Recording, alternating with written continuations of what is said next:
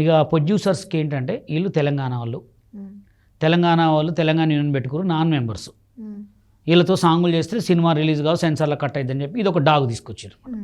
తీసుకొచ్చిన తర్వాత సినిమాలు తిరిగితే తెలంగాణ ప్రొడ్యూసర్లకు ఉన్న ఏపీ ప్రొడ్యూసర్లకి మొత్తం ఇది ఒక టాక్.